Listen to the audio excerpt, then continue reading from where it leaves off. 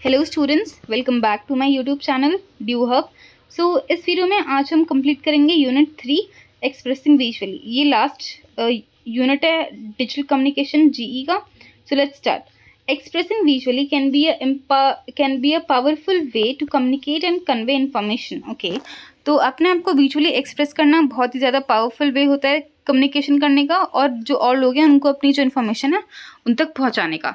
तो यहाँ पे कुछ टिप्स दे रखी हैं सो दैट हम अपने आप को इफेक्टिवली एक्सप्रेस कर सकें विजुअली। ओके, तो first one, use appropriate visual aids. हमेशा जब भी आप अपने आप को विजुअली प्रेजेंट कर रहे हो ना, तो कुछ कुछ विजुअल स्कीम्स की ना आपको हेल्प लेनी पड़ती है, उनको हम बोलते हैं विजुअल एड्स। ठीक है, जैसे चार्ट्स हो गया, ग्राफ्स हो गया, इमेजेस हो गई, है ना। ये सारी चीज़ें आपकी जो प्रेजेंटेशन है ना, जो आप वर्चुअली दे रहे हो, विजुअली दे रहे हो, वो उसको और भी ज़्यादा अट्रैक्टिव बनाता है और इंटरेस्टिंग बनाता है। तो जो आपके व्यूअर्स हैं उनको ना और आपका अटेंशन मिलता है। ठीक है, आपकी जो चीज़ें हैं उनमें ध्यान जाता है, उनका इंटरेस्ट जाता है। Okay, second one, simplify and organise. हमेशा जो अपने विजुअल एड्स हैं उनको आपको सिंप्लीफाई और ऑर्गेनाइज करके रखना पड़ता है सो दैट आपकी जो इन्फॉर्मेशन है वो क्लियर रहे लोगों को और आसानी हो सके उनको समझने में। तो हमेशा ना क्लियर लेबलिंग, हेडिंग्स और एनोटेशंस का इस्तेमाल करना चाहिए सो दैट जो आपके व्यूअर्स हैं उनकी जो अटेंशन है ना उन चीज़ों पे जा सके जो आप उनको कन्वे करना चाहते हैं, जो आप उनको समझाना चाहते हैं, है ना। तो third one, use colour and contrast. हमेशा जो भी आपकी इंपॉर्टेंट इन्फॉर्मेशन है या फिर ऐसे की पॉइंट्स जिनकी तरफ आप अटेंशन खींचना चाहते हैं लोगों का, तो उसके लिए ना आपको एक कंसिस्टेंट कलर स्कीम पूरे प्रेजेंटेशन के टाइम पे इस्तेमाल करनी पड़ती है सो दैट वो एक अच्छा लग सके और ना मतलब दिखने में सुंदर लगे, अट्रैक्टिव लगे और लोगों का जो ध्यान है वो खींचे। Fourth one, provide context. Provide context and background information to help the viewer understand the visual aids. Use captions or annotations to provide additional information or explain complex concepts. अब इसमें कह रहे हैं कि हमेशा ना एक कॉन्टेक्स्ट दो। ठीक है, एक बैकग्राउंड इन्फॉर्मेशन आपको देना चाहिए। ठीक है, सो दैट जो व्यूअर्स हैं वो समझ सकें आपके विजुअल एड्स के बारे में। हमेशा आपको कैप्शंस यूज़ करने हैं, एनोटेशंस यूज़ करने हैं, ताकि जो ये ना एक एडिशनल इन्फॉर्मेशन होती है, ठीक है, उसको और भी ज़्यादा सिंप्लीफाइड और ना ईजिली समझने के लिए कि आप क्या दर्शाना चाहते हैं, आप क्या दिखाना चाहते हैं, आप क्या शोकेस करना चाहते हैं, right. Fifth one, use visual to tell a story. हमेशा विजुअल्स का इस्तेमाल करो जब आप स्टोरी कुछ भी सुना रहे हो ना, कुछ भी आप नरेट कर रहे हो, तो उस टाइम पे हमेशा विजुअल्स का इस्तेमाल करो, है ना। एक सीक्वेंस कंसिडर करो, एक फ्लो जो होता है ना विजुअल एड्स का, जो उसे एक स्टोरी को कंपेलिंग और एंगेजिंग बनाता है, उसका इस्तेमाल करो, राइट। Be creative. हमेशा इनोवेशंस करो, है ना, नए नए आइडियाज़ लेके आओ, क्रिएटिव रहो सो दैट जो आपकी क्या बोलते हैं, जो भी मतलब आप एक्सप्रेस कर रहे हो ना विजुअली, वो और भी ज़्यादा अच्छा लग सके। एनिमेटेड मतलब सपोज़ कि अब इसमें मैं क्या बोलूँ कि एनिमेशंस वगैरह का इस्तेमाल करना, है ना, और भी ज़्यादा इफेक्टिव बनाने के लिए, सुंदर बनाने के लिए एनिमेशंस वगैरह का इस्तेमाल करना, और इन्फोग्राफिक्स का इस्तेमाल करना, experiment with different formats and styles to find most अच्छा। और हमेशा पता है अलग अलग तरीके के ना फॉर्मेट्स को आपको देखना चाहिए कि हाँ क्या सूट कर रहा है, आपका जो भी आप प्रेजेंट कर रहे हो विजुअली उस पर क्या सूट कर रहा है ना। ये आपको ध्यान देना पड़ेगा सो दैट आपकी जो चीज़ें हैं वो अट्रैक्टिव लग सकें। हमेशा ये चीज़ याद रखना कि जब आप अपने आप को विजुअली एक्सप्रेस कर रहे हो ना, तो आपको ध्यान रखना है कि आपकी जो चीज़ें हैं वो सिंप्लीफाइड हों, है ना, प्रिसाइज हों, अच्छी लग सकें और ना उसको समझने में हमें आसानी रहे। इट मीन्स ऑडियंस को समझने में आसानी रहे, और ऑडियंस के ना इंटरेस्ट के हिसाब से आपको हर एक चीज़ निकालनी पड़ती है, तो उस बात का भी आपको ध्यान रखना पड़ेगा, राइट। अब नेक्स्ट है हमारा स्ट्राइकिंग अ रैपॉर्ट और connecting with viewers audience can be essential to build a loyal following for your content. अच्छा, तो हमेशा ना एक रिपोर्ट और जो कनेक्शन होता है ना लोगों से बनाने के लिए, ऑडियंस से बनाने के लिए, वो बहुत ही ज़्यादा इंपॉर्टेंट होता है आपकी लॉयल्टी फॉलोअर्स के लिए और आपके कंटेंट के लिए बिल्ड करने में, है ना। तो यहाँ पे कुछ टिप्स हैं। First one, use conversational language. हमेशा एक प्रोफेशनल, एक फॉर्मल लैंग्वेज का इस्तेमाल करो जो नेचुरल फील हो सके और अप्रोचेबल फील हो सके, किसको, ऑडियंस को। ठीक है, ऑडियंस के साथ जो एंगेज कर सके उसका इस्तेमाल करो। Next one, use inclusive language. हमेशा एक इंक्लूसिव लैंग्वेज का इस्तेमाल करो जो आपके व्यूअर्स को ना वेलकमिंग फील करा सके, है ना, वो ना उन्हें मतलब एंगेजिंग फील करा सके कि हाँ भाई वो भी इस डिस्कशन का हिस्सा हैं, वो भी इसमें इंक्लूडेड हैं, है ना।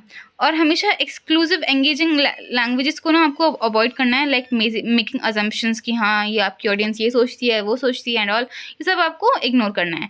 यूज़ ह्यूमर, हमेशा अपने ह्यूमर का इस्तेमाल करो, कभी भी उसको क्या बोलते हैं बीच में ही मत तोड़ दो, हाँ कि अभी आपको ना दोस्ती वोस्ती का आपको दिखाना है कि तो अभी हम लोग अपने जो ऑडियंस है ना उनसे वो क्या बोलते हैं फ्रेंडशिप वगैरह की बात करेंगे एंड ऑल, ठीक है, नहीं, आपको जो आपका टोन है वो लाइट हार्टेड रखना है, वो एंगेजिंग रखना है।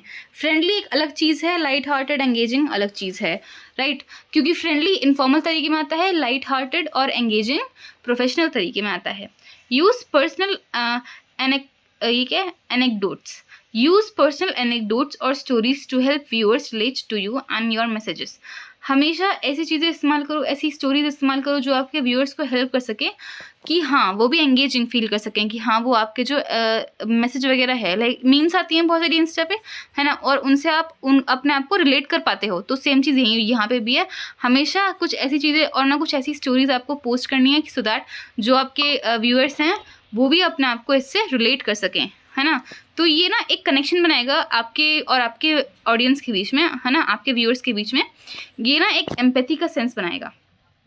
Next 5th one, use discourse markers, use discourse markers such as like or to create a conversational tone and rhythm. हमेशा जब भी आप बात कर रहे हो, जब भी आप कुछ डिस्कस कर रहे हो, तो उसमें ना कुछ ऐसी चीज़ों का इस्तेमाल करो, लाइक हो गया, लाइक हो गया, हो गया, है ना, सो दैट ये जो चीज़ है ना वो ना एक कन्वर्सेशनल टोन दे सके, है ना, वो एक रिदम दे सके। और ये ना कोई किसी भी साउंड मतलब लाइक कोई बोरिंग स्पीच दे रहा है और ना बहुत देर चली आ रही है और ये बहुत ज़्यादा स्क्रिप्टेड है, ये ऐसा ना लगे, बल्कि ये नेचुरल लगे, है ना, सो दैट आपको एक नेचुरल तरीके में कन्वर्सेशन करनी होती है अपने ऑडियंस के साथ, उनको एंगेजिंग फील करवाने के लिए। 6th वन, यूज क्वेश्चंस, हमेशा कुछ क्वेश्चंस का इस्तेमाल करो, अपने जो ऑडियंस है उनसे कुछ क्वेश्चंस पूछो, सो दैट आपकी जो ऑडियंस है उनको भी लगे कि हाँ वो भी इंक्लूडेड हैं, वो भी इन्वॉल्व हैं, और ना इंटरेक्शन को आपको एनकरेज करना है। क्या एनकरेज करना है? इंटरेक्शन को आपको एनकरेज करना है। Ask for their opinions or experiences related to your topic or ask open-ended questions that encourage discussions. हमेशा इस तरह के क्वेश्चंस पूछे जो उनके भी ओपिनियंस और ना एक्सपीरियंसेस के साथ रिलेट कर सके, आपका जो टॉपिक है उससे रिलेट कर सके, है ना। और हमेशा ना आपको ओपन एंडेड क्वेश्चंस पूछने हैं जो क्या बोलते हैं एनकरेज कर सके क्या डिस्कशन को, राइट। स्टूडेंट्स, अब इसमें हम देखते हैं use visuals to illustrate your narrative. अच्छा, तो ये स्टोरीज वगैरह जो हम वीडियोस वगैरह फोटोग्राफ्स वगैरह यूज़ करते हैं ये उसके लिए, ठीक है। तो हमेशा ना विजुअल्स का इस्तेमाल करो, फोटोज़ का, वीडियोस का, ग्राफ्स का, चार्ट्स का इस्तेमाल करो जब भी आप कोई स्टोरी वगैरह सुना रहे हो ना, जब भी आप कुछ नरेट कर रहे हो, तो अपनी ऑडियंस को क्या बोलते हैं समझाने के लिए, एक मैसेज उन तक पहुँच पाए वो समझाने के लिए ईजिली आपको ऐसी चीज़ों का इस्तेमाल करना पड़ता है। Next one, keep visuals relevant. हमेशा ये इंश्योर करो कि जो आपके विजुअल्स हैं वो रिलेवेंट हो, वो आपके नरेशन से रिलेट करती हों, आपका जो ये कंटेंट बन रहा है उसमें ऐड कर सके वैल्यू, ठीक है। और अवॉइड करो ऐसे विजुअल्स जो हमेशा ना बस ऐसे दिखाने के लिए, औरों को जो डिस्ट्रैक्ट करने के लिए दिखाए, है ना, जो आपके नरेशन से औरों को डिस्ट्रैक्ट करे, ऐसी चीज़ को अवॉइड करो, इस्तेमाल मत करो। 3rd one, use a consistent style. हमेशा ना एक कंसिस्टेंट स्टाइल का जो विजुअल होता है उसका इस्तेमाल करो, है ना। जैसे सेम कलर पैलेट, ठीक है, हमेशा सेम कलर पैलेट और जो फॉन्ट है ना पूरे कंटेंट के थ्रू आउट वो सेम होना चाहिए, सो दैट वो अच्छा लग सके, है ना, प्रोफेशनल फील हो सके उसको देख के। Okay. 4th one, incorporate visuals cues.